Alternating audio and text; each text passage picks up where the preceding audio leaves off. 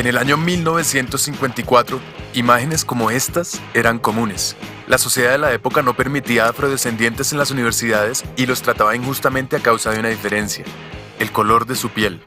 Por ejemplo, les tocaba sentarse en la parte de atrás del bus y no podían usar los mismos bebederos que usaban los blancos.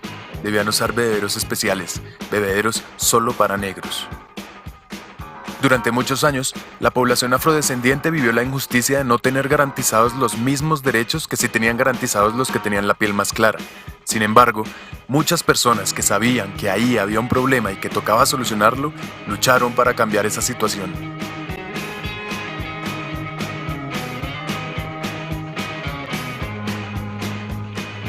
Después de algún tiempo y muchas luchas, en 1964 se aprobó el Civil Rights Act, un papel que dice que sí, los afrodescendientes sí tienen los mismos derechos que los blancos y no debe existir ninguna clase de discriminación en su contra. Aunque con que ese papel existiera y estuviera en el Congreso no se iba a arreglar todo de la noche a la mañana. Una ley es un papel, y para que llegue a la realidad hace falta mucho más trabajo. Es aquí donde recordamos personajes como Martin Luther King, como Mohamed Ali, como Malcolm X, como Tommy Smith y John Carlos, y bueno, como tantos otros que llevaron el mensaje de ese papel a la base de la cultura y realmente ayudaron a cambiar formas de pensar en los hogares norteamericanos y dieron pie para que algo como esto fuera posible, para que cupiera en la cabeza de los norteamericanos que un presidente afrodescendiente los podía representar a todos. Hoy en día el problema no se ha acabado, pero es solo una minoría la que insiste en un concepto tan salvaje y arcaico como el del racismo. Ahora, vean esto. Para el principio del siglo XX, un legado histórico que trataba a las personas con discapacidad como fenómenos, como retardados o como incapaces, había logrado que la discapacidad fuese considerada por la mayoría de las personas como una maldición o como un castigo divino.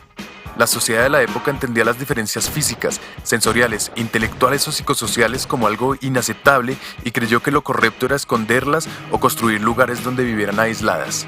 Así, los ciudadanos supuestamente normales se desentendieron de las personas con discapacidad y continuaron construyendo un mundo excluyente, lleno de barreras.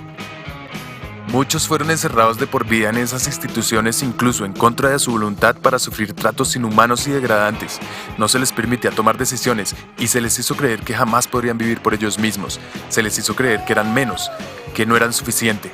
De hecho, se los llamó minusválidos. Durante la primera mitad del siglo XX, el pensamiento de los médicos era que las personas con discapacidad debían ser curadas de su enfermedad y que en el momento en que estuvieran sanos, volverían a ser parte de la sociedad. A punta de terapia, les hicieron creer que su problema se les quitaría, pero mientras ese día llegaba, ¿qué? En algunos lugares, hasta se esterilizaba a las personas con discapacidad o existían leyes que les prohibían casarse o incluso aparecer en público.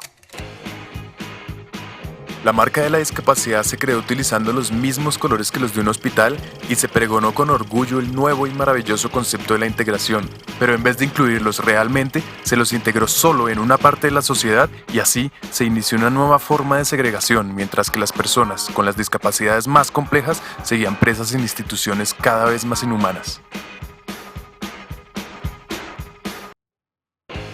Durante la segunda mitad del siglo, ya se tenía claro que eso era un problema y cogió fuerza un movimiento que buscó acabar con esa opresión.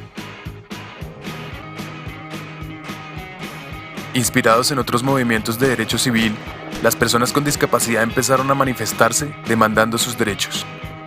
Activistas lucharon por lograr avances en accesibilidad a los sistemas de transporte masivo, a los sitios públicos, a la información, a la salud, a la educación, al empleo, es decir, a las cosas básicas que cualquier persona tiene derecho. Personas con discapacidades severas crearon los primeros centros de vida independiente para volver a ser parte de la comunidad y poder dirigir sus vidas ellos mismos. Se empezó a usar la consigna "nada sobre nosotros, sin nosotros", y así se empezó a participar en el proceso de diseñar leyes que realmente los tuvieran en cuenta.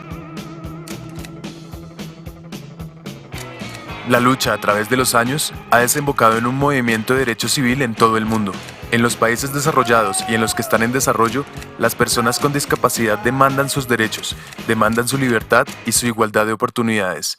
Y aparte de las leyes que en cada país se han ido desarrollando, en 2006 aparece la Convención de Derechos de Personas con Discapacidad de Naciones Unidas, un instrumento internacional que dice que la discapacidad no la tiene la persona, sino que resulta de la interacción entre personas con deficiencias y las barreras debidas a la actitud del entorno que evitan su participación plena y efectiva en la sociedad en igualdad de condiciones con las demás.